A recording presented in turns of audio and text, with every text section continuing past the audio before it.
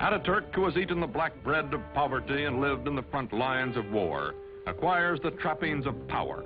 His proud, fiercely disciplined bearing, which annoyed his superior officers years before, does not change now that he acknowledges no superiors. The men around him treat him as emperors and primitive chieftains and modern dictators are treated. Flatter and yes him, seek the smallest of privileges, such as lighting his cigarette.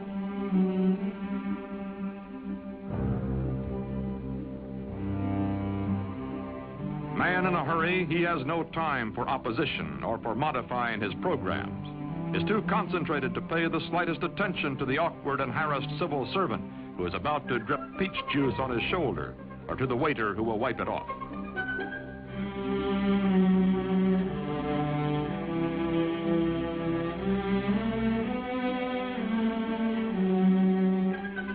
Although gossip is rife of his spare time affairs with women, of private drunken orgies by which Atatürk relieves long periods of relentless labor, this monarch in mufti never loses his public dignity, even at play. He is adored, also respected, also hated and feared and ruthless in dealing with those who oppose him. Now he goes into the countryside, to remote villages, to archaic farms, to rouse the lethargic and primitive peasants. His credo, Turk, be proud, work, be confident.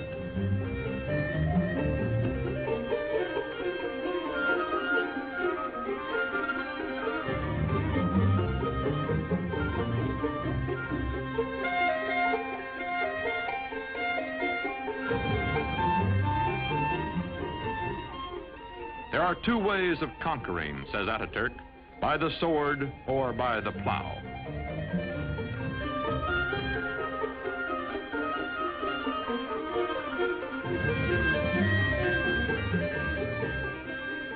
To show his phlegmatic peasants what he wants, he buys land, demonstrates the advantages of tractors.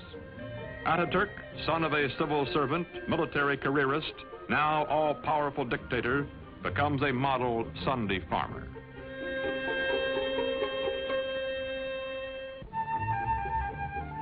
The world is anxious to restore good diplomatic relations with Turkey. From the United States comes Ambassador Joseph Clark Grew. For this revolution and high accomplishment, one man is primarily responsible. The name of Gazi Mustafa Kemal will forever be associated with the development, founding of the new modern Turkish state, and will forever be inscribed indelibly upon the rolls of history. Türk milleti taben demokrattır. The Turkish nation is democratic by nature. Zaten çok yükselmiş bulunan Amerika milletinin Türk milleti. I have no doubt that the American nation, which has gone so far in this ideal, is Turkey's friend in her aims. Bütün beşeriyeti birbirini sevmeye. This will not be all. Perhaps it can lead to a world of love, with all old prejudices erased, with all nations coexisting in peace and prosperity.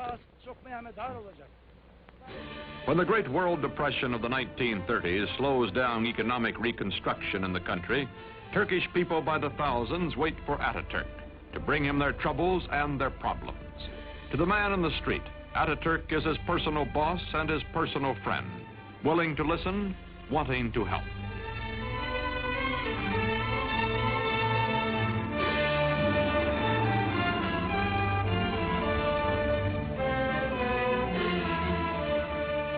All over the country, Atatürk preaches the ways of the West, scolds and harries workmen to carry out his forcible plan for industrializing the Turkish Republic.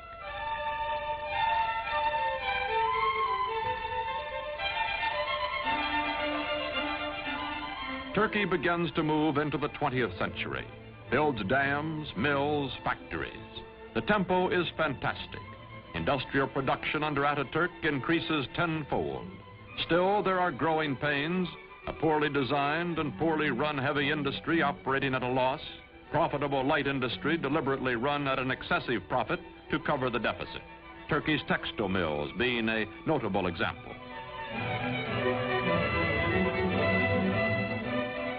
The European nations compete briskly for Turkish trade, for her surpluses, her chrome, and her tobacco. in exchange for the manufactured goods, machinery, and arms she imports. Turkey's foreign relations are excellent, but war is in the offing. Ataturk hopes Turkey can remain neutral, as indeed she will do during most of World War II. But meantime, he must mend his defenses and re-equip his neglected army, a bayonet army from an earlier era of belligerence.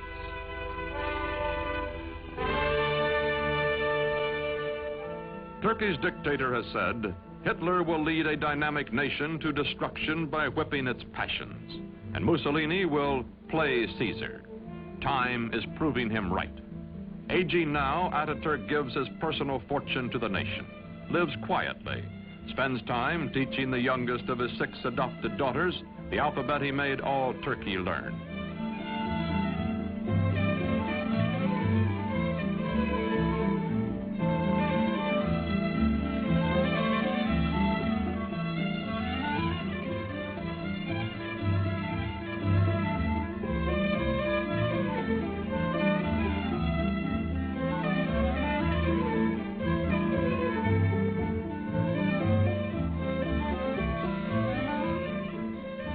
Watching his young nation, Father Ataturk believes in her democratic future and has preserved for her under his autocratic rule the Republican Constitution and the secret ballot which will elect his successors. His severest Western critic grudgingly admits, Ataturk is dictator so that Turkey may never again have a dictator. The Shah of Iran is among the neighboring rulers who come to admire Ataturk's prospering, progressive nation. The Emir of Transjordan comes. The Arab world is impressed by Turkey, but later when nationalism develops throughout Islam, none of its leaders will have Ataturk's genius or his convictions.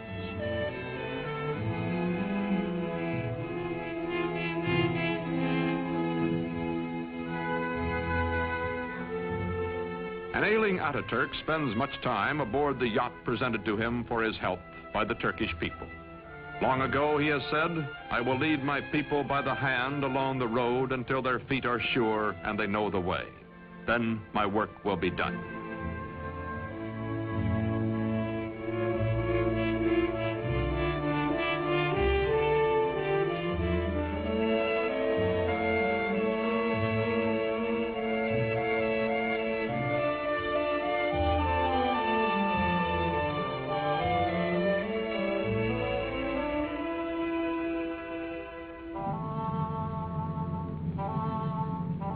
On November 10th, 1938, Ataturk dies at the age of 58. 13 years of his life he spent in active warfare fighting for Turkey. For 15 years, until his death, he was our first president and absolute ruler. His last command is that his successor be one who will follow his course. İsmet İnönü is that man.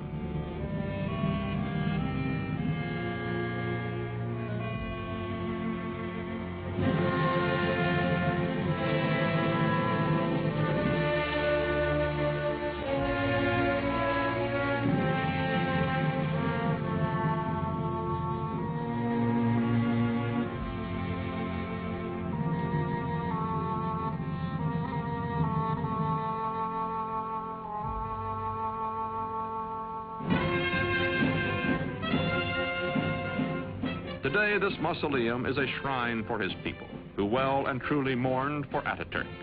Marching past in fighting trim, the soldiers of Turkey are the sons of the ragged forces who followed him to fight for Turkish independence 40 years ago.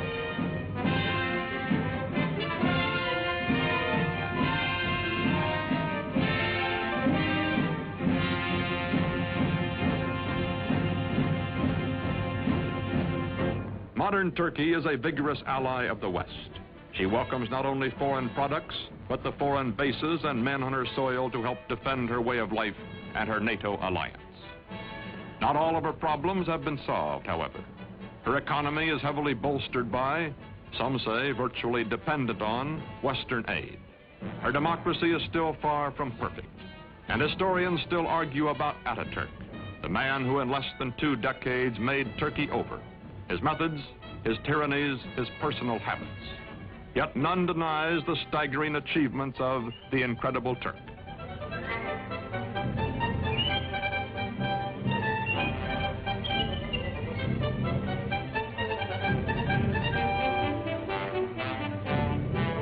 These, our allies, guarding the gates to the east, are the inheritors, the children of Mustafa Kemal Atatürk.